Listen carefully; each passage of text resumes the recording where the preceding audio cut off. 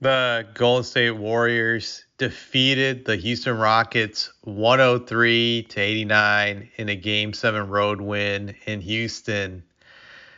Now this sets them up for a 6 versus 7 seed matchup in the Timberwolves versus them in Game 1 in Minnesota.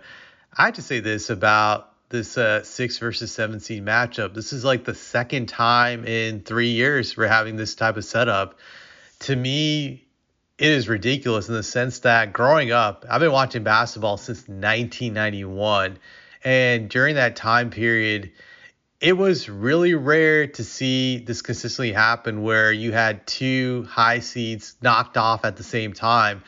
Sure, it happened every now and then, like in 94, where you had the Sonics getting knocked off by the Nuggets, who were the 8 seed back then, or you had a situation where Miami got knocked out by the Knicks as the number 2 seed one year and the number 1 seed another year.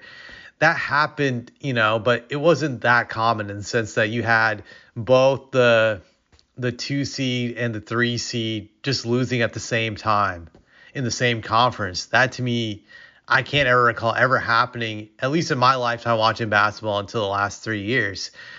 What that really tells me, really, at least with the West, you don't have great teams really anymore when consistently the number 2 and number 3 seed can be knocked off at the same time. That was clear with the Lakers getting knocked out in round one, that they were not a legit number 3 seed, I would say for sure. And also, they weren't dominant due to LeBron's old age. They were just like a fake team. And the Rockets, again, were not a legit number 2 team. They had no true superstar. They were a team that managed to scrap by and get a lot of wins. But in the playoffs, when you don't have a real star, it really shows. And unfortunately, it got exploited in this series. They didn't have a true superstar to carry them during stretches when they struggled to get points. And this game really, really showed it. That I can say that for sure. But I know I sound like some old person. I guess you could say I am. I'm middle aged. But back in my days, I remember when the Western Conference was super strong and you hardly saw this shit happen. Like, I just remember like 90s West, 2000s West, when the Lakers, Spurs, Mavs, Kings were running that conference, when those teams were like top 4 seeds. You never saw them lose in round one. You just never saw it. You never saw an upset. They would just slap the shit out of whoever they played in round one, and then they would advance. And then you had the same thing with the Nash, Amari Suns. But man, these teams today, they're just weak. They're just weak. I just had to throw that out there. But going back to this game, the Rockets played like scared bitches out there against the Warriors. It was truly sad to see, I would say. Granted, there were a few guys who showed up, but I think the Warriors also lucked out big time with Gary Payton too getting sick before this game, that he wasn't able to play. That was the greatest gift that they could have gotten in the sense, because that forced them to start Buddy Hield in his place, I believe, and Hield took advantage of it. He had a fluke game. Grant Buddy Hield is career-wise a good three-point shooter, but even for his standards, this game was fucking fluky. Like, he had a playoff career high. He set an NBA record for most three-pointers made in a game 7, 12 for 15 from the field. That is insane numbers. Just very fluky. 33 points on 80% shooting.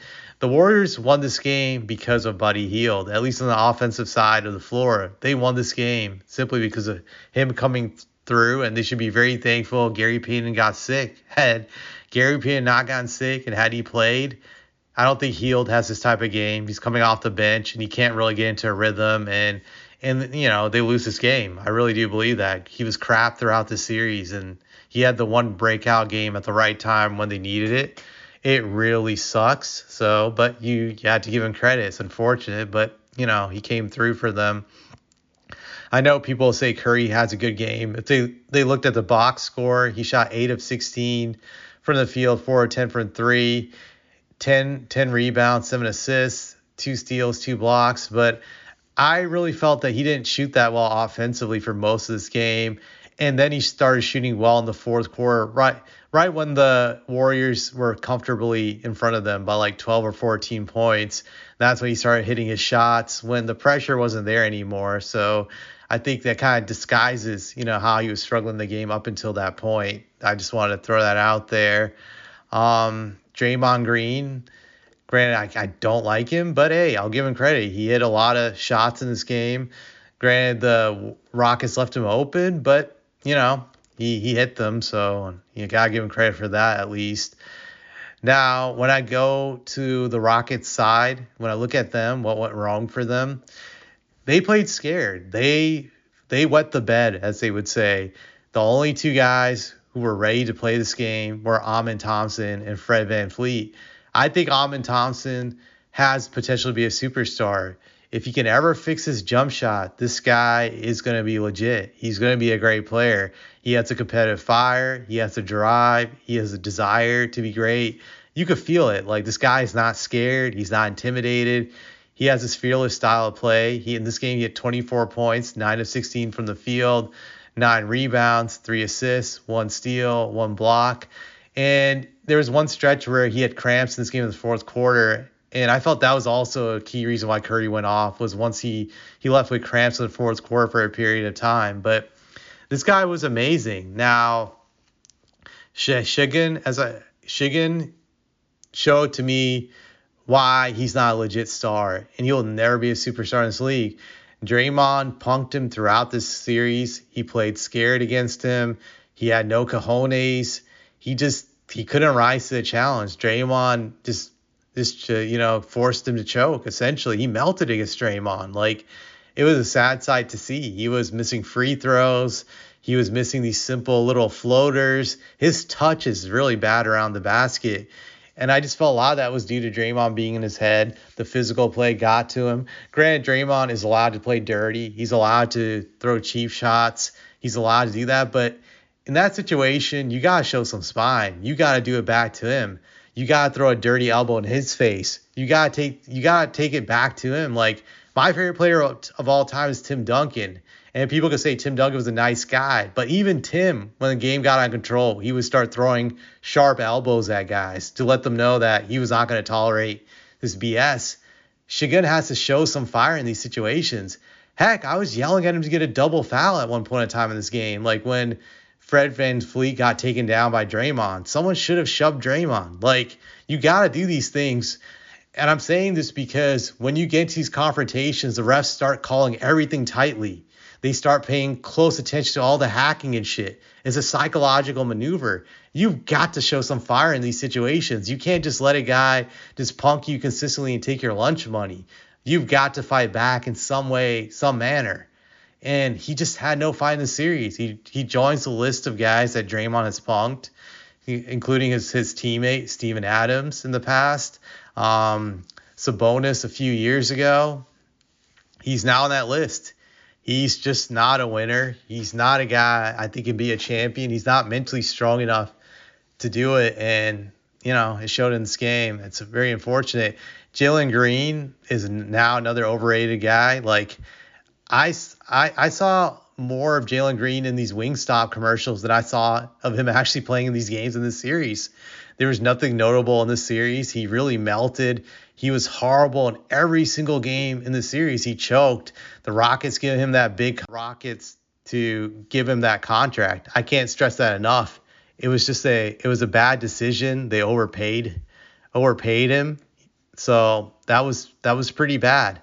And I think they'll have regrets doing that. He's a choke artist. He's not a guy that can be trusted. Let me see who else in this game. But Dylan Brooks, this was a non-motherfucking factor.